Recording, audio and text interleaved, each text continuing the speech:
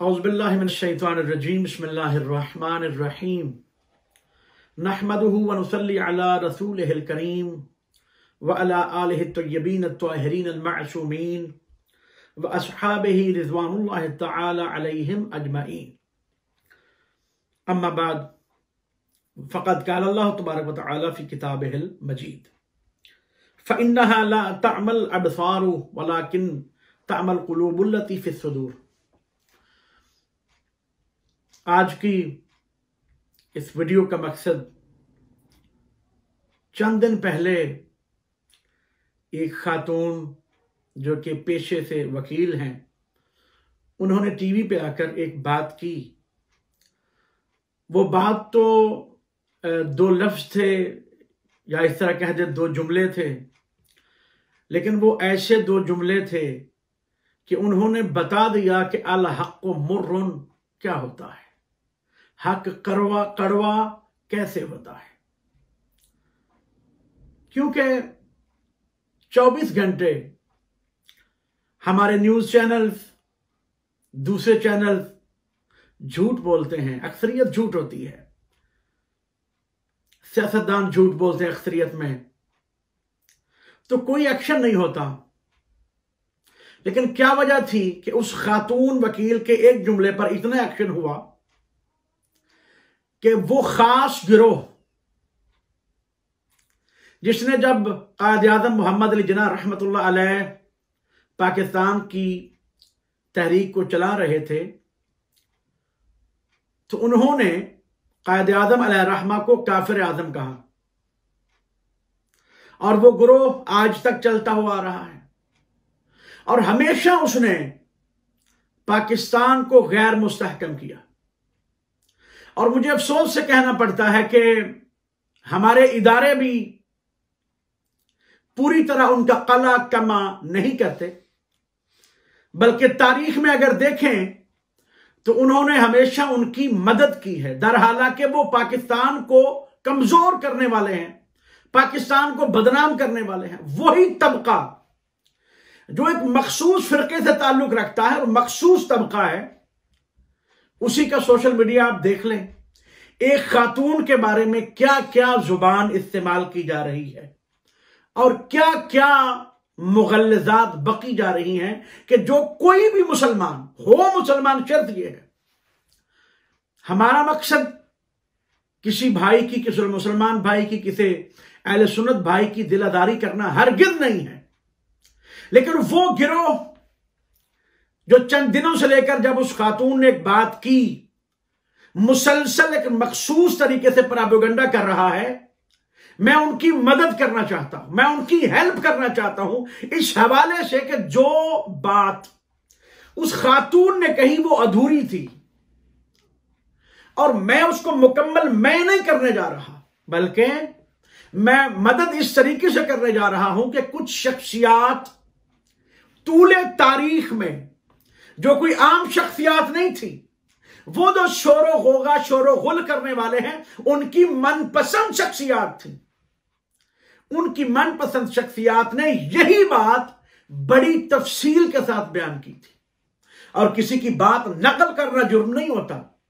जब बता दिया जाए कि मैं किसी की बात नकल कर रहा हूं, उसने यह कहा था, उसने यह लिखा था। एक खातून वकील अगर किसी की बात को नकल करती है तो इतना शोर होगा, और जो खुद बात के करने वाले हैं, मैं उनकी तरफ आपको ले जाना चाह रहा हूं। और जो मैंने आया मजीदा पढ़ी है, वो इंशाअल्लाह मुझे पूरी उम्मीद है नाज़रीन और सामईन के दिल में और ज़हन में रहेगी। पूरा खुदा फरमाता है, ला तअमल अबसार, याद रखो, ज़ाहिरी आंखें अंधी नहीं होती, वलाकिन तअमल कुलूबुल लती फ़िस सुदूर, बल्कि सीनों के अंदर दिल अंधे होते हैं। यानी हो सकता है आंखें सही हो, नजर से ही आता हो, लेकिन दिल अंधा हो, जिसकी वजह से वो हक को पहचान ना सकता हो। और यही हुआ और यही हो रहा है। अब मैं बता रहा हूं वो कौन कौन सी हमारे मुसलमान भाइयों की मनपसंद शख्सियात थी, जो आम नहीं थी, जो खास थी हमारे भाइयों के बकौल, और उन्होंने क्या कहा जिसको इस खातून वकील ने नकल किया।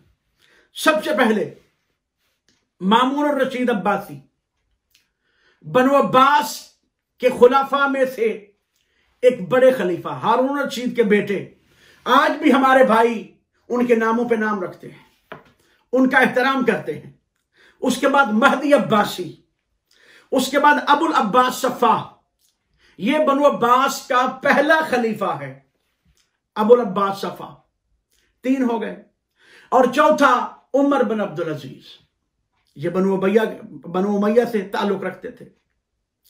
उमर बिन अब्दुल अजीज खासुल खास वो शख्सियत हैं कि मुत्तफक अलैह बात है कि चाहे वो अहले सुन्नत भाई हों, चाहे वो अहले हदीस भाई हों, चाहे वो हमारे देवबंदी भाई हों, वो इन पर मुत्तफिक हैं। बल्कि यहां तक कहा जाता है कि ये खुलफाए राशिदीन में से थे। उमर बिन अब्दुल अजीज, इन चारों ने एक बात की जिनको नकल किया उस खातून ने, वो मैं आपकी खिदमत में अर्ज करना चाहता हूं। और मैं ये अपनी तरफ से नहीं कह रहा। किताब, पहली किताब तारीख मदीना दमिश्क इब्न असाकिर की लिखी हुई मोतबर किताब। दूसरी किताब फतूहुल बुल्दान अल्लामा बलादरी की लिखी हुई। तीसरी तारीख तबरी अल्लामा इब्न जरीर तबरी की लिखी हुई। और चौथी मोजमुल बुल्दान। ये चारों मोतबर किताबें हमारे अहले सुन्नत भाइयों की हैं और इन्हें मोतबर कहा जाता है।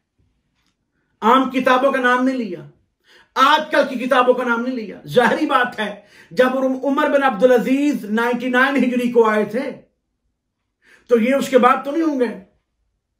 रावी तो वह तब से शुरू हुए होंगे जिसने रिवायत की।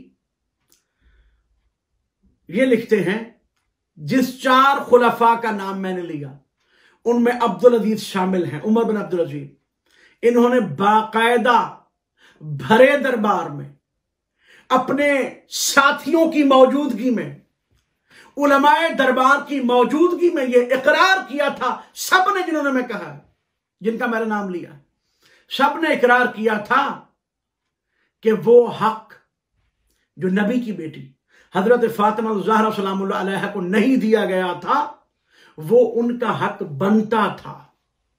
और उस वक्त के खलीफा ने जो नहीं दिया था, गलत किया था। और जो गलती उस वक्त के खलीफा ने की थी, वो हम नहीं करेंगे।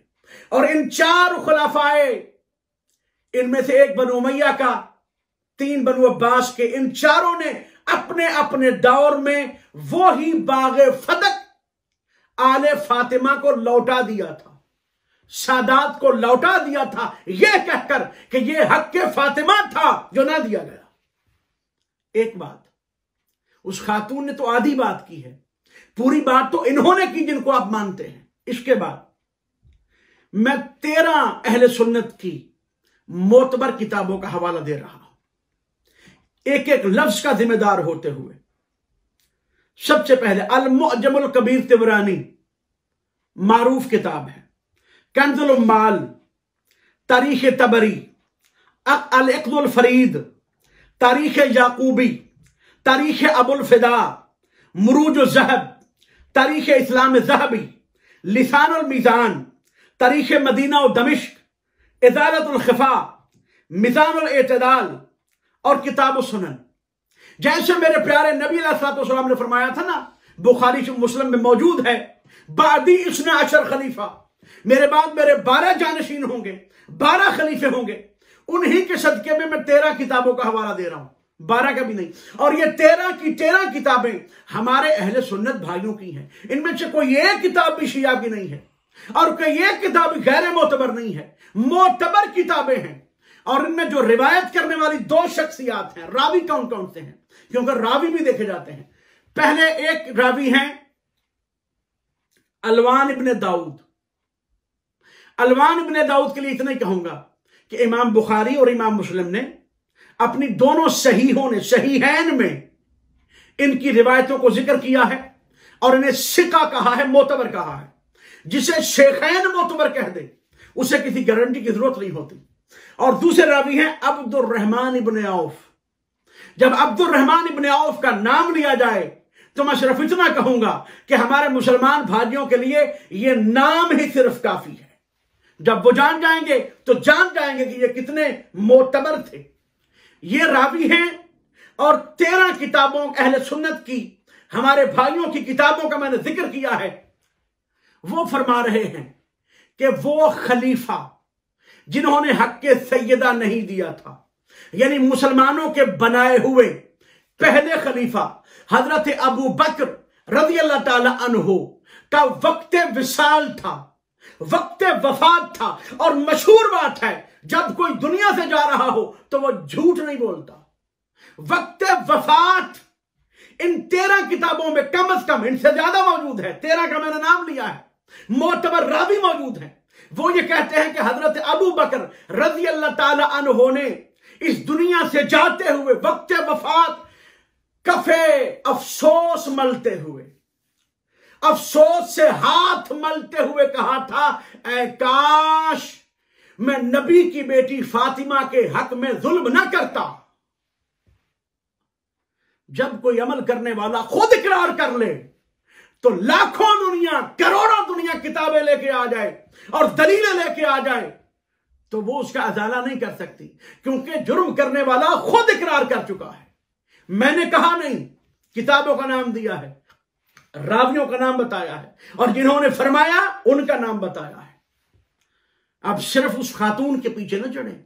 ये जो मखसूस ग्रोह है जिनका मकसद सिर्फ पाकिस्तान को गैर मुस्तहकम करना है, अगर दहशतगर्द निकले तो उनके पास से, अगर खुद कुछ हमला आवर निकले तो उनके पास से। खुदा के लिए मैंने जो आयत पढ़ी है, जाहरी आंखें अंधी नहीं होती, सीनों के अंदर दिल अंधे होते हैं। ये आयत बता रही है कि क्यों समझ नहीं आती। सुम्मुम बुक्मुन उम्युन फहुम ला यरजिऊन। ये किनके लिए है? मुशरिकों के लिए, काफिरों के लिए नहीं, ये मुनाफिकों के लिए है। जानते हैं, देखते हैं, समझते हैं, फिर भी नहीं मानते, क्योंकि सीनों के अंदर दिल अंधे हैं और वो गूंगे, बहरे और अंधों की तरह हो गए हैं। तो इसलिए इस बात को भी जो मैंने गुजारिश की है नोट कीजिएगा। आखिरी बात जो मैं अर्ज करना चाहता हूं, बड़ी हैरत की बात है मेरे लिए और बड़ी अजीब बात है, और मैं नहीं जानता कि जन्नत के सरदारों से बुग़्ज़ रखने के बावजूद, जन्नत के सरदारों से दुश्मनी करने के बावजूद, जन्नत के सरदारों को नाउज़ुबिल्लाह झुटलाने के बावजूद कोई जन्नत में जाने की बात कैसे कर सकता है? वमा अलैना इल्लल बलागुल मुबीन। अल्लाहुम्मा सल्लि अला मुहम्मद व आल मुहम्मद व अज्जिल फरजहum।